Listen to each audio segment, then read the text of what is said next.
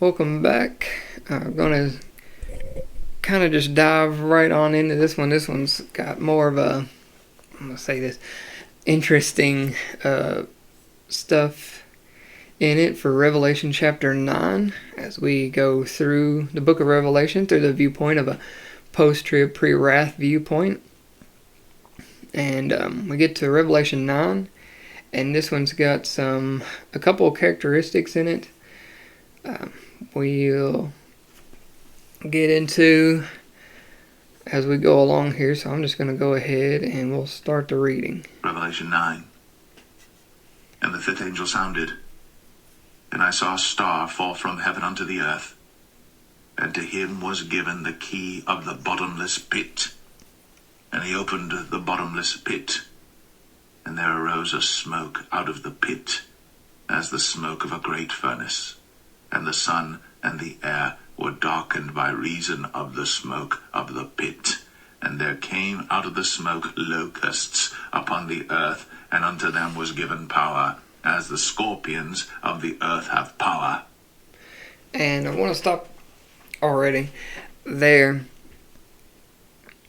As we get to these, what are these locusts that are coming up? And they could be a multitude of different things, and but it brings me to the aspect of war.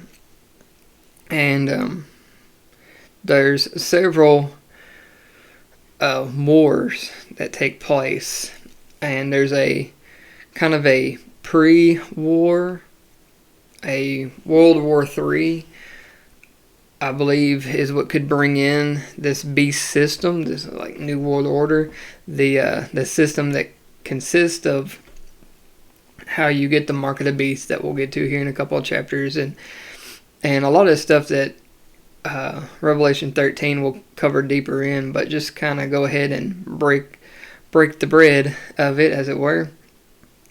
I believe that before the tribulation, there's going to be a World War III, and that kind of brings in this New World Order, kind of an in subpart of borders and a bringing in of a one system, a one religion, and all this other stuff that Satan and this beast system would need.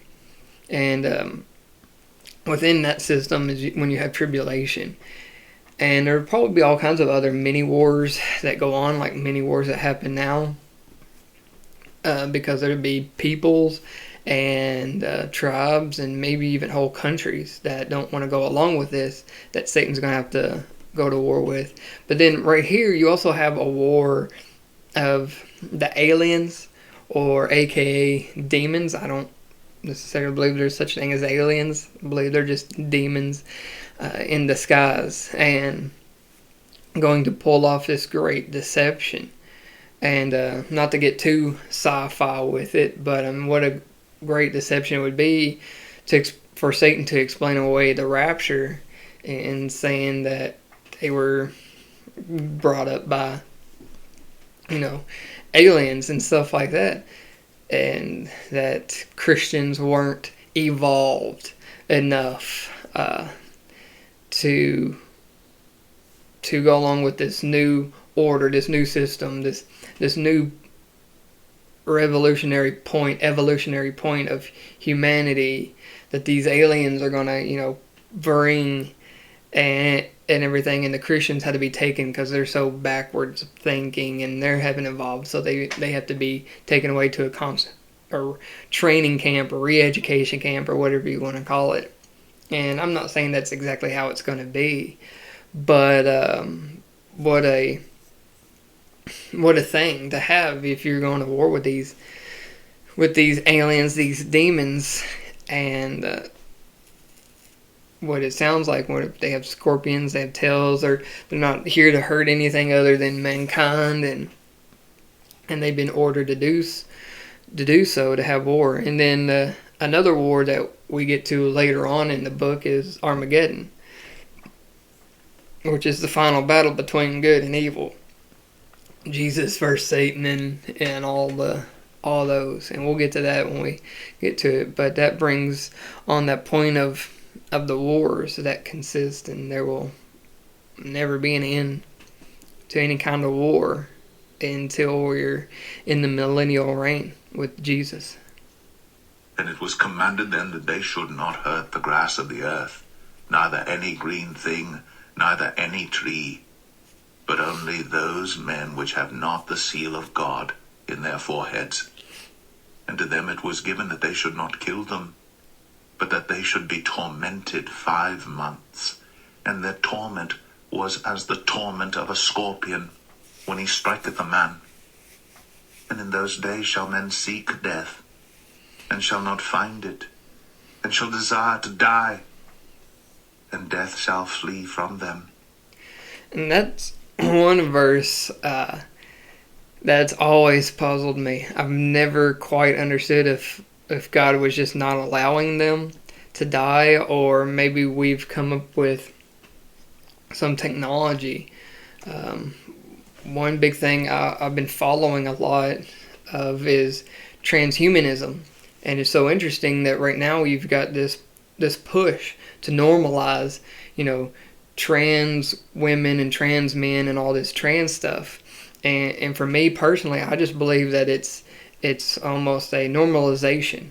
It's a stepping stone towards the next step, which is normalizing transhumanism, combining iron and clay, humans and machinery. Iron, and you have humans as the clay. I believe that's what the iron and clay is in Daniel. It's the combination between humans and machine, and putting together. And the technology that we have and we don't even know about right now, but is leaking out and is increasing every year. It gets faster and faster. And so you could have this technology that maybe you're not necessarily can't die, but through whatever means you can't die from that because of maybe they're part machine at that point. I don't know. It's just speculation, but it's definitely interesting thought. And the shapes of the locusts were like unto horses prepared unto battle. And on their heads were, as it were, crowns like gold. And their faces were as the faces of men. And they had hair as the hair of women. And their teeth were as the teeth of lions. And they had breastplates, as it were, breastplates of iron. And the sound of their wings was as the sound of chariots of many horses running to battle. And they had tails like unto scorpions, and there were stings in their tails. And their power was to hurt men 5 months. And they had a king over them, which is the angel of the bottomless pit, whose name in the Hebrew tongue is Abaddon, but in the Greek tongue hath his name Apollyon. So there, it describes them a little bit more, and they have faces like a human, but they have long hair and tails with a sting on them, and to me they just sound almost like if you were to draw what it's explaining, it could line up to a lot of alien depictions. It can line up with a lot of demonic depictions that are out there that people have drawn. And then they have a king over them, Apollyon, which is Satan. And this is the army that you have of aliens, that they're going to parade as aliens, that's going to go to war with mankind, but they're honestly just demons. They're demons in the skies. One woe is past, and behold, there come 2 woes more hereafter. And the 6th angel sounded, and I heard a voice from the 4 horns of the golden altar which is before God, saying to the 6th angel which had the trumpet, Loose the 4 angels which are bound in the great river Euphrates. And the 4 angels were loosed, which were prepared for an hour and a day and a month and a year, for to slay the 3rd part of men. And the number of the army of the horsemen were 200,000. And I heard the number of them. And thus I saw the horses in the vision, and them that sat on them having breastplates of fire, and of jacinth and brimstone, and the heads of the horses were as the heads of lions, and out of their mouths there issued fire, and smoke, and brimstone. By these 3 was the 3rd part of men killed, by the fire, and by the smoke, and by the brimstone which issued out of their mouths. For their power is in their mouth, and in their tails. For their tails were like unto serpents, and had heads, and with them they do hurt.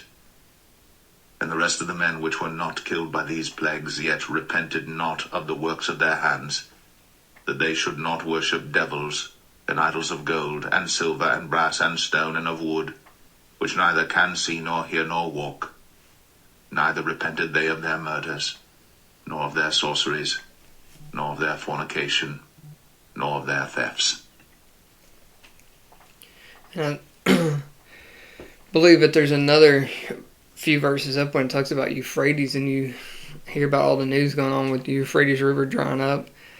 There's even videos out there. They could be real, could be fake. I don't know. I don't have a way to prove it or disprove it, where you can hear chains and stuff going on. But it's still interesting, and just take away that, just the fact that it's drying up. And all the stuff that's happening right now, I think we're seeing so many signs of how close we are. And I know every generation has said that, but I just don't think no generation has ever had this much. And my son's generation, they're going to be able to say the same thing. If it hasn't happened yet, they're going to say we've had even more than signs than me. Every generation has more and more signs, and I think there's so many right now. It's hard to say that we're not close. But that's chapter 9. Again, we're still following in order. So we're still in the process of wrath. And we got, 10 and 11. We'll start closing in until we have our first break point, where we get to Revelation 12. And we reach a break point where then we'll go backwards. So, I'm not saying that Revelation from 1 to 22 is straight line, but I think Revelation is more, it makes more sense, and it's more in chronological order than we think, and a lot of people say it is. A lot of people, myself included, when you don't know, you want to know so bad, and so you turn it into something, and a lot of people have turned Revelation either into a way to fit their theology or end times belief, or somebody doesn't like not the fact that they don't know, and will say, well, you can't read it all in chronological order, when I'm hoping the way I'm doing it is making it make sense in a line, where 1 through 3 you're in the first century, and then from 4 to 11 is in chronological order, and then 12 is first century, talks about the story of everything, and from 13 onward you get into chronological order again, kind of like a paint. When you paint a wall, you give it one coat, and then you give it a second coating. And that's what this is doing. And it happens throughout a lot of the Bible. You'll have a coat of something, and then you'll go back and have another coat. And I believe that Revelation is 2 coats, with a couple other chapters talking about the time at hand, at the time it was written, while also being a good lesson time for us. So anyway, I'm going to go ahead and stop chapter 9 right here. So I hope everyone has a great day. May the Lord's face shine upon you, and God bless.